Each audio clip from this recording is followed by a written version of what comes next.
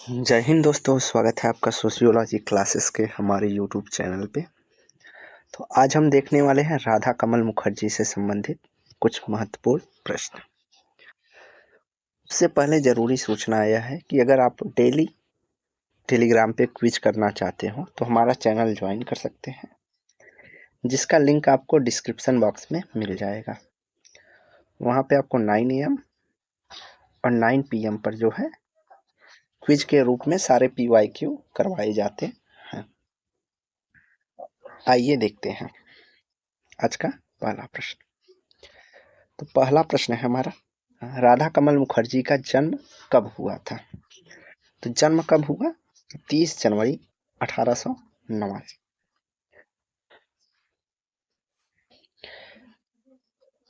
अगला प्रश्न है, राधा कमल मुखर्जी का जन्म कहाँ हुआ था?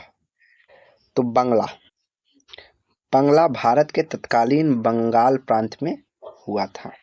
कहाँ? भारत के तत्कालीन बंगाल प्रांत में हुआ। अगला है, राधा कमल मुखर्जी का निधन कब हुआ था? तो निधन कब हुआ था? तो 1968 में इनका जो है निधन हुआ है। राधा कमल मुखर्जी का प्रमुख पेशा क्या था? तो राधा कमल मुखर्जी जो है प्रमुख पेशा उनका समाजशास्त्री और शिक्षक के रूप में देखा जाता है। समाजशास्त्री और शिक्षक के रूप में। अगला प्रश्न है, राधा कमल मुखर्जी ने किस विश्वविद्यालय में अध्यापन किया? तो राधा कमल मुखर्जी जो है लखनऊ विश्वविद्यालय में 1921 से जो है अध्यापन प्रारंभ किए थे और जीवन पर्यंत लगभग लखनऊ विश्वविद्यालय में ही रहे। इसके अलावा उन्होंने 1-2 साल तक कलकत्ता विश्वविद्यालय में भी अपना जो है अध्यापन किया था और बहुत से प्रमुख पदों पर उन्होंने कार्य किया। अगला है, उन्होंने लखनऊ विश्वविद्यालय में कौन सा विभाग स्थापित किया? तो समाजशास्त्र विभाग की स्थापना राधा कमल मुखर्जी ने लखनऊ में किया। कई बार इनको भारत में समाजशास्त्र के जनक के रूप में भी माना जाता है, क्योंकि इन्होंने समाजशास्त्र में बहुत कार्य किए थे। घुरिये के बाद इनका ही नंबर आता है। अगला है, भारत में समाजशास्त्र के संस्थापक माने जाते हैं। तो भारत में, अब देखिए आ गया, भारत में समाजशास्त्र के संस्थापक के रूप में इनका जो है नाम लिया जाता है। वैसे तो प्राथमिक रूप से जनक हम घुरिये को ही मानते हैं, लेकिन कई जगह आपको राधा कमल मुखर्जी भी मिल जाता। अगला है, राधा कमल मुखर्जी की शिक्षा कहाँ से हुई है? तो इन्होंने अपना शिक्षा जो है कोलकाता विश्वविद्यालय से किया है। अगला है, राधा कमल मुखर्जी का प्रारंभिक विषय क्या था? तो इन्होंने प्रारंभिक विषय के रूप में अर्थशास्त्र थे, अर्थशास्त्री भी थे। अगला है, बाद में उन्होंने किस विषय में अपना प्रमुख शोध क्षेत्र बनाया? तो बाद में इनका जो शोध क्षेत्र बना हुआ समाजशास्त्र बना। अगला है, विचारधारा और सिद्धांत से संबंधित इनके प्रश्न। तो राधा कमल मुखर्जी की समाजशास्त्र को किस रूप में जाना जाता है? तो किस रूप में जाना जाता है? ये मानवतावादी समाजशास्त्री के रूप में जाने जाते हैं। किस रूप में? मानवतावादी समाजशास्त्री के रूप। अगला है, मुखर्जी का समाजशास्त्री दृष्टि का आधार क्या था? तो इनका जो समाजशास्त्री दृष्टि का आधार रहा है वह नैतिकता और मूल्य रहा।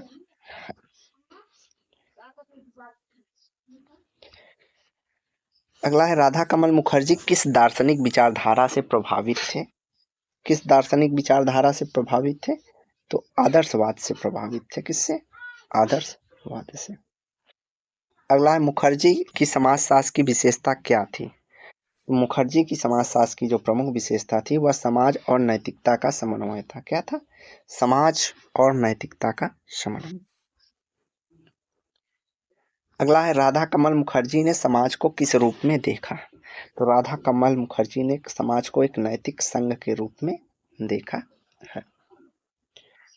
अगला है, उनके अनुसार समाज का केंद्र क्या है? तो उनके अर्थात राधा कमल मुखर्जी के अनुसार समाज का केंद्र क्या था, तो वैल्यू को उन्होंने प्रेफर किया और मूल्यों के समाजशास्त्र के पिता के रूप में भी राधा कमल मुखर्जी जाने जाते हैं। इनकी जो यह मूल्यों की अवधारणा रही है, यह उनको विश्व स्तर पर ख्याति प्रदान किया। अगला है, मुखर्जी का प्रसिद्ध सिद्धांत क्या था? उनका प्रसिद्ध सिद्धांत था मूल्यों के प्रणाली का सिद्धांत। किसका? मूल्यों के प्रणाली का सिद्धांत।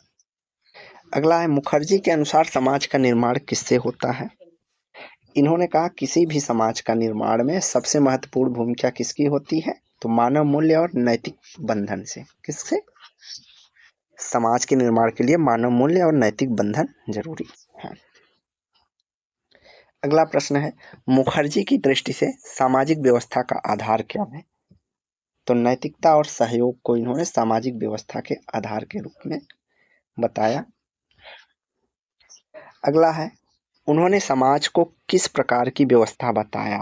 तो उन्होंने समाज को जैव मनोसामाजिक व्यवस्था के रूप में चर्चा की है। जैव मनोसामाजिक व्यवस्था के रूप में चर्चा की है। ग्रंथ और रचनाएं। वह मुखर्जी की प्रमुख कृति कौन सी है? तो इनकी सबसे प्रमुख कृति जिसके लिए जाने जाते हैं तो the social structure of values रही है। इनके अलावा इन्होंने 50 पुस्तकें लिखी हैं। उनकी एक प्रसिद्ध पुस्तक है, इनमें से कौन सी है? किसकी? राधा कमल मुखर्जी की प्रसिद्ध पुस्तक, तो personality and the social order. Personality and the social order जो है राधा कमल मुखर्जी की पुस्तक है। अगली है द डायनामिक ऑफ मोरल्स पुस्तक, इनकी कब प्रकाशित की गई? तो डायनामिक्स ऑफ मोरल इनकी जो पुस्तक है वो 1956 में प्रकाशित हुई। अगला प्रश्न है, सोशल इकोलॉजी ग्रंथ में मुखर्जी का क्या विषय था? क्या विषय उठाया? तो राधा कमल मुखर्जी ने सोशल इकोलॉजी में मनुष्य और पर्यावरण के संबंधों की चर्चा की गई है, जिसको उन्होंने सामाजिक पारिस्थितिकी अवधारणा भी दी है।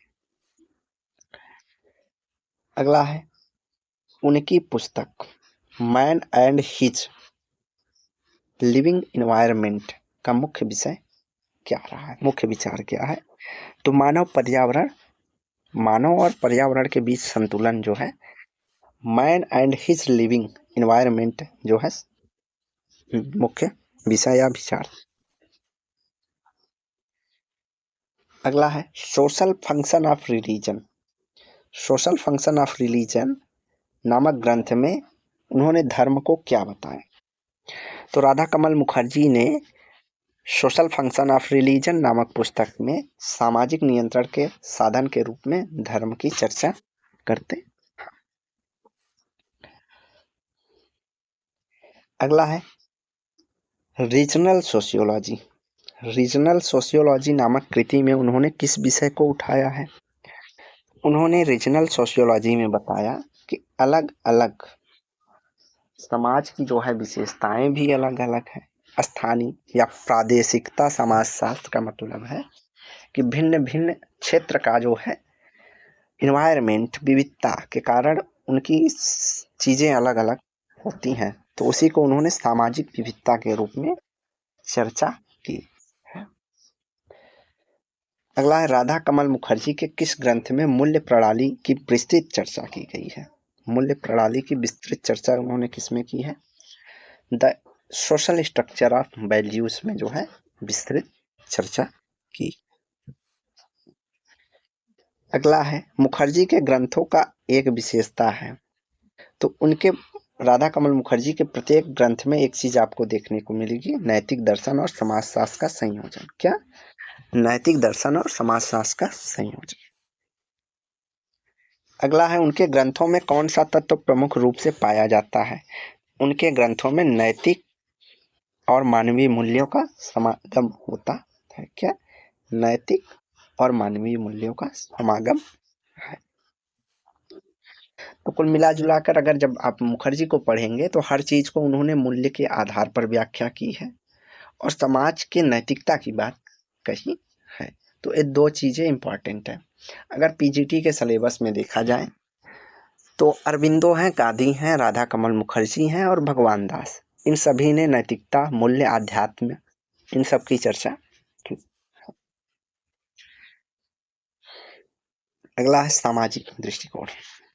मुखर्जी ने समाज को किन 3 स्तरों में बांटा है? तो मुखर्जी जैविक, मानसिक और सामाजिक स्तरों की चर्चा करते हैं। राधा कमल मुखर्जी समाज के जैविक, मानसिक और सामाजिक स्तरों की चर्चा करते हैं। मुखर्जी के अनुसार सामाजिक नियंत्रण का सर्वोच्च साधन है। तो सामाजिक नियंत्रण का सर्वोच्च साधन है कि नैतिक मूल्य। क्या है? नैतिक मूल्य। राधा कमल मुखर्जी किस पद्धति के समर्थक थे? तो किस पद्धति के समर्थक थे? तो वह अंतः विषयक या इंटरडिसिप्लिनरी सब्जेक्ट, अंतर विषयिक, कई विषयों का मिला के जो है अध्ययन करने के समर्थक रहे। अगला है मुखर्जी के अनुसार व्यक्ति और समाज का संबंध है। तो इन्होंने कहा व्यक्ति हो चाहे समाज हो, दोनों एक दूसरे पर क्या है? पारस्परिकता है या निर्भर थे।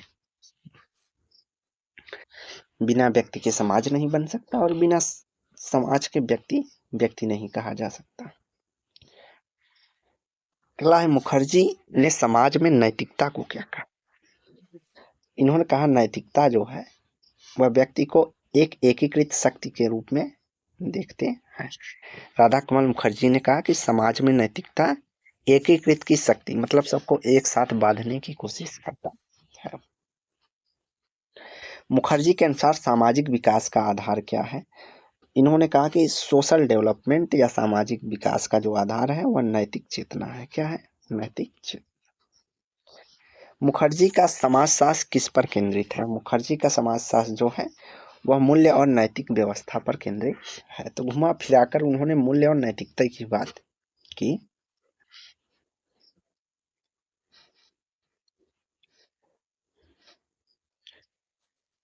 अगला प्रश्न है मुखर्जी के अनुसार धर्म समाज में क्या भूमिका निभाता है? तो धर्म का भूमिका है सामाजिक नियंत्रण करना और किसके साथ? नैतिक अनुशासन बनाए रखना या नैतिकता को बनाए रखना, वही शासन या कंट्रोल है। किसका? धर्म का कार्य सामाजिक नियंत्रण का, नैतिक अनुशासन को बनाए रखना या सामाजिक नियंत्रण करना। अगला है मुखर्जी ने व्यक्ति को किस प्रकार का प्राणी बताया है? तो इन्होंने व्यक्ति को एक नैतिक प्राणी माना है। मुखर्जी के अनुसार सामाजिक स्थायित्व किससे संभव है? तो इन्होंने कहा कि समाज में स्थायित्व बनाए रखने के लिए मूल्यों की एकता होनी जरूरी है। क्या? मूल्यों की एकता। आगे है राधा कमल मुखर्जी ने भारतीय समाज को किस रूप में देखा है? तो राधा कमल मुखर्जी भारतीय समाज को सांस्कृतिक एकता में विविधता के रूप में देखते हैं। अगला है उन्होंने भारतीय संस्कृति की आत्मा को क्या माना है? भारतीय संस्कृति की आत्मा क्या है? आध्यात्मिकता। क्या है? आध्यात्मिकता। अगला है भारतीय समाज में नैतिकता की भूमिका के बारे में राधा कमल मुखर्जी क्या कहते हैं? क्या कहा है राधा कमल मुखर्जी? क्या कहते हैं? तो इन्होंने कहा कि जो नैतिकता है वह समाज की स्थिरता का आधार है। अगला है मुखर्जी के अनुसार भारतीय समाज की प्रमुख समस्या क्या है? तो इन्होंने प्रमुख समस्या बताया मूल्य संकट का। काहे का? मूल्य संकट का। अगला है भारतीय समाज में उन्होंने किसके समन्वय की बात की है? उन्होंने परंपरा और आधुनिकता के समन्वय की चर्चा की है। अगला है मुखर्जी के अनुसार समाज में परिवर्तन की कुंजी क्या है? तो मुखर्जी के अनुसार समाज में परिवर्तन की कुंजी जो है नैतिक शिक्षा है। क्या है? नैतिक शिक्षा। अगला है मुखर्जी ने किसे समाज का नैतिक केंद्र माना है? मुखर्जी ने किसे समाज का नैतिक केंद्र माना है? तो किसको माना है कि परिवार। परिवार के माध्यम से ही व्यक्ति नैतिकता को सीख सकता है। अगला है, भारतीय संस्कृति की स्थिरता का कारण उन्होंने क्या बताया है? किसने? मुखर्जी ने। राधा कमल मुखर्जी ने भारतीय संस्कृति की स्थिरता का कारण क्या बताया है? उन्होंने बताया मूल्य प्रणाली की निरंतरता। मूल्य बराबर चलते रहते हैं एक पीढ़ी से दूसरी पीढ़ी तक, जिस कारण समाज की स्थिरता बनी रहती है, भारतीय संस्कृति बनी हुई। अगला है, मुखर्जी ने, राधा कमल मुखर्जी ने भारतीय समाज में किस पर बल दिया? तो भारतीय समाज के एकता और सामंजस्य की बात उन्होंने की। अगला है, उन्होंने कहा कि उन्होंने की जगह जहां भी उन्होंने आए समझ लो, मुखर्जी ने कहा कि समाज का पुनर्निर्माण किससे संभव है? तो पुनर्निर्माण के लिए उन्होंने कहा नैतिक क्रांति की आवश्यकता होगी। किसके लिए? नैतिक क्रांति की। अगला है, तो मुखर्जी किस विषय के अग्रणी समाज शास्त्री माने जाते हैं? तो पर्यावरण समाज शास्त्र के रूप में उन्होंने सोशल इकोलॉजी सब्जेक्ट में चर्चा की है। अगला है, उन्होंने पर्यावरण को क्या कहा? तो उन्होंने अर्थात मुखर्जी ने पर्यावरण को मानव जीवन का आधार बताया। अगला है, राधा कमल मुखर्जी ने पर्यावरण और समाज के संबंध में किससे जोड़ा है? तो पर्यावरण समाज का संबंध नैतिक संतुलन के साथ जोड़ते हैं। अगला है, उन्होंने, राधा कमल मुखर्जी ने किस पुस्तक में पर्यावरणीय संतुलन की चर्चा की है? तो पर्यावरणीय संतुलन की चर्चा सोशल इकोलॉजी में की है। किसमें? सोशल इकोलॉजी में की।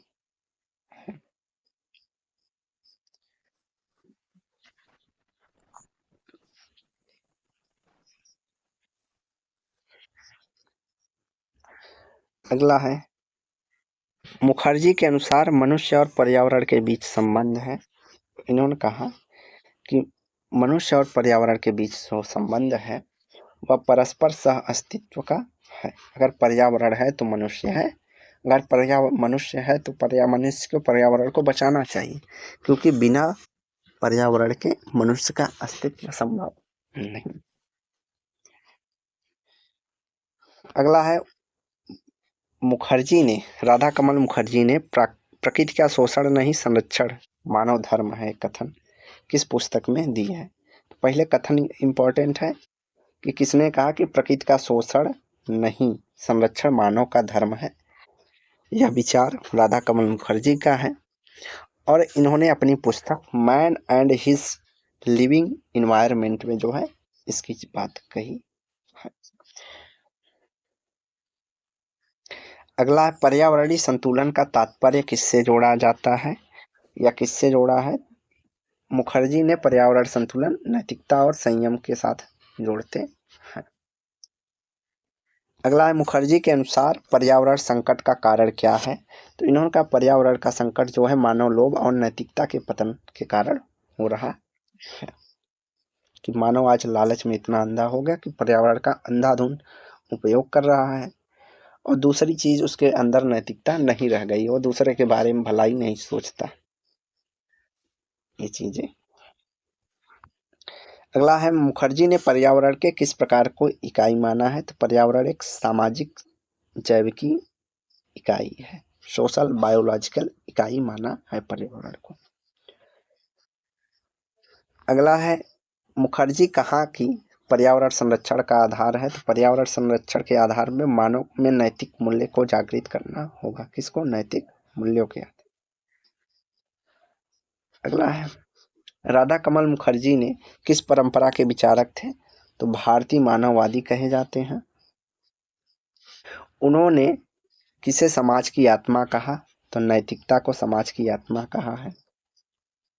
अगला है, मुखर्जी के विचारों में कौन प्रभावित थे या विचारों से कौन प्रभावित थे? तो राधा कमल मुखर्जी से प्रभावित थे डीपी मुखर्जी। अगला है, उन्होंने समाजशास्त्र का चरित्र कैसा था बताया। अर्थात उनके अनुसार या उनका जो समाज शास्त्र रहा, उनका विचार जो था वह मानवीय और मूल्यांकनात्मक था। क्या था? मानवीय और मूल्यांकनात्मक। अगला है, उनके अनुसार सामाजिक प्रगति का आधार क्या है? अर्थात राधा कमल मुखर्जी के अनुसार सामाजिक प्रगति क्या है? किसके आधार पर होगी? नैतिक मूल्यों के आधार से सामाजिक प्रगति होता। उन्होंने किसे समाज के संतुलन का सूचक माना है? तो मूल्य समरसता को समाज के संतुलन का सूचक माना है। अगला है, राधा कमल मुखर्जी किस समाजशास्त्री से तुलनीय है? उनकी तुलना किससे की जाती है? तो दुर्खीम के, जैसे दुर्खीम वर्ल्ड लेवल पे समाजशास्त्री माने जाते हैं, उसी तरह राधा कमल मुखर्जी को भारत में माना जाता है कि घुरिये के बाद इन्हीं का नंबर आता है। जैसे अगस्त कामटे के बाद दुर्खीम का नंबर आया, उसी तरह जीएस घुरिये के बाद राधा कमल मुखर्जी का नाम प्रमुख रूप से देखा जाता है। अगला है, उनके अनुसार समाजशास्त्र में वैल्यू शब्द का अर्थ क्या है? राधा कमल मुखर्जी के अनुसार समाजशास्त्र में वैल्यू या मूल्य शब्द का अर्थ क्या है? तो मानवीय आचरण का नैतिक मानदंड। क्या? मानवीय आचरण का नैतिक मानदंड। अगला, मुखर्जी ने मूल्य प्रणाली को समाज की किस श्रेणी में रखा है? तो मूल्य प्रणाली जो है उन्होंने सांस्कृतिक संरचना के अंतर्गत मूल्यों को रखा है। मुखर्जी का समाजशास्त्र किसका समन्वय है? तो मुखर्जी का जो समाजशास्त्र है वह समाजशास्त्र, मनोविज्ञान और नैतिकता का समन्वय है। किसका? समाजशास्त्र, मनोविज्ञान और नैतिकता का समन्वय। राधा कमल मुखर्जी ने समाजशास्त्र को किस दृष्टिकोण से देखा है? तो जीवंत नैतिक संगठन के रूप में देखा है। अगला है, राधा कमल मुखर्जी समाज का केंद्र बिंदु मानते हैं। तो समाज का केंद्र बिंदु राधा कमल मुखर्जी के अनुसार मानव मूल्य है। राधा कमल मुखर्जी का समाजशास्त्रीय दृष्टिकोण क्या था? तो मूल्य आधारित मानववाद। ये तो रिपीट हो गया है क्वेश्चन।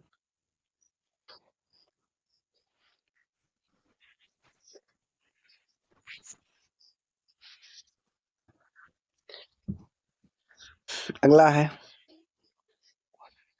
उनके अनुसार अर्थात राधा कमल मुखर्जी के अनुसार समाजशास्त्र की सबसे बड़ी समस्या क्या है? तो सबसे बड़ी समस्या है नैतिकता का पतन। ये भी रिपीट हो गया क्वेश्चन।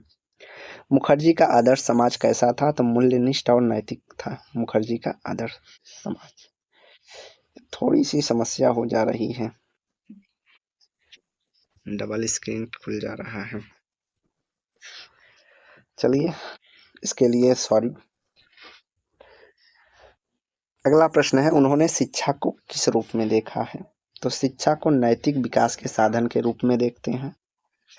अगला है, मुखर्जी ने कौन सी अवधारणा दी जो गांधीवादी विचारों से मेल खाती है? किससे? गांधीवादी विचारों से। तो ग्राम स्वराज और नैतिकता की बात करते हैं। राधा कमल मुखर्जी ग्राम स्वराज और नैतिकता की बात करते हैं जो कि गांधीवादी विचारों से मेल खाती। अगला है, उन्होंने धर्म की मूल आत्मा क्या बताई? तो किसने? मुखर्जी ने धर्म की मूल आत्मा सेवा और नैतिकता बताई है। कौन? राधा कमल मुखर्जी, आर के मुखर्जी। अगला है, मुखर्जी के अनुसार संस्कृति का वास्तविक उद्देश्य क्या था? तो नैतिक जीवन का विकास। राधा कमल मुखर्जी के अनुसार संस्कृति का वास्तविक उद्देश्य जो है नैतिक जीवन का विकास करना। समाज के विकास में सबसे महत्वपूर्ण तत्व किसे माना है मुखर्जी ने? तो मानवता को। मानवता को।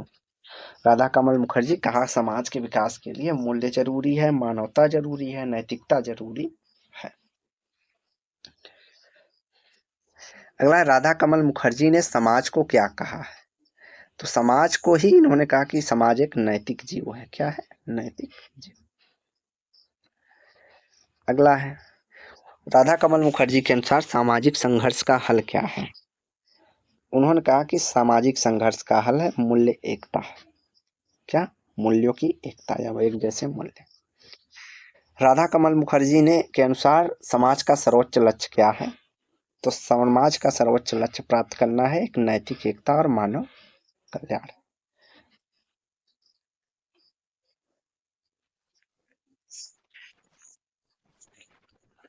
नैतिक एकता और मानव कल्याण। अगला है, राधा कमल मुखर्जी ने समाज की स्थिरता का आधार किसे बताया? तो मूल्य प्रणाली की दृढ़ता को। किसे? मूल्य प्रणाली की दृढ़ता। अगला है, मुखर्जी की दृष्टि में शिक्षा का उद्देश्य क्या है? तो शिक्षा का उद्देश्य है व्यक्ति में नैतिक चेतना का विकास करना। अगला है, राधा कमल मुखर्जी समाज में परिवर्तन की दिशा किस ओर बताई है? तो नैतिक पुनर्जागरण की ओर बताई है। किस ओर? नैतिक पुनर्जागरण। मुखर्जी का समाजशास्त्र किन परंपराओं का समन्वय है? तो मुखर्जी का समाजशास्त्र भारतीय दार्शनिकता और पाश्चात्य समाजशास्त्र के समन्वय की बात करता है। मुखर्जी ने व्यक्ति की भूमिका को किस रूप में देखा है? व्यक्ति की भूमिका नैतिक सर्जक के रूप में इन्होंने देखा है। अगला है, राधा कमल मुखर्जी की रचनाओं में मानव एकता का अर्थ क्या है? तो मानव एकता का अर्थ है मूल्य और नैतिकता के स्तर पर एकता। अगला है, राधा कमल मुखर्जी के अनुसार समाज के विकास किस पर निर्भर करते हैं? तो इन्होंने कहा समाज का विकास जो है, विकास हो गया, परिवर्तन हो गया, वह नैतिक मूल्यों के प्रगति पर ही निर्भर करता है। अगला है, मुखर्जी ने धर्म को किस दृष्टि से देखा है? तो मुखर्जी ने धर्म को सामाजिक नैतिक अनुशासन के रूप में देखा है। अगला है, मुखर्जी की दृष्टि से मनुष्य क्या है? तो मुखर्जी की दृष्टि में मनुष्य क्या है? एक नैतिक सामाजिक प्राणी है। मुखर्जी के अनुसार समाजशास्त्र का वास्तविक उद्देश्य क्या है? तो मानव जीवन के मूल्यों में चेतना जगाना। मूल्य चेतना जगाना। क्या? मूल्य चेतना जगाना। अगला है, मुखर्जी ने मूल्य समाजशास्त्र का केंद्रीय तत्व क्या रखा? तो मानव आचरण की नैतिकता की दिशा को रखा है मूल्यों के समाजशास्त्र में। अगला है, उन्होंने समाजशास्त्र में संतुलन का आधार किसे बताया है? तो संतुलन के लिए मूल्य सामंजस्य जरूरी है। मुखर्जी के विचारों में गांधीवाद से समानता कहाँ देखी जाती है? तो गांधीवाद नैतिक जीवन, ग्राम सामंजस्य और आत्मसंयम देखी जाती है कि गांधी जी भी नैतिकता की बात करते हैं, ग्राम स्वराज की बात करते हैं, आत्मसंयम की बात करते हैं, तो मुखर्जी भी बात करते हैं और इन सब चीज़ों की बात भगवान दास भी करते हैं। अगला है, राधा कमल मुखर्जी की समाज दृष्टि को कहा जाता है? तो मूल्यों का समाजशास्त्र। क्या? मूल्य समाजशास्त्र। अगला है, मुखर्जी का समाज शास्त्र अंतिम उद्देश्य है? तो अंतिम उद्देश्य नैतिक एवं मानव कल्याणकारी समाज की स्थापना करना। क्या? नैतिक और मानव कल्याणकारी समाज की स्थापना करना। अगला है, मुखर्जी ने मानवता के लिए क्या संदेश दिया? तो मुखर्जी ने कहा मूल्यों से रहित प्रगति विनाश का कारण बन जाती है। क्या कहा है? बिना मूल्यों के प्रगति हो रही है तो वह विनाश का कारण बनती है। अगला है, भारतीय समाजशास्त्र में राधा कमल मुखर्जी को क्यों स्मरण किया जाता है? तो मानवतावादी मूल्य और समाजशास्त्र के प्रवर्तक के रूप में भी जाने जाते हैं। क्यों? मानवतावादी मूल्य और समाजशास्त्र के प्रवर्तक के रूप में। तो आज की वीडियो यहीं समाप्त करते हैं। वीडियो को लाइक एंड शेयर करें, चैनल को सब्सक्राइब करें। धन्यवाद।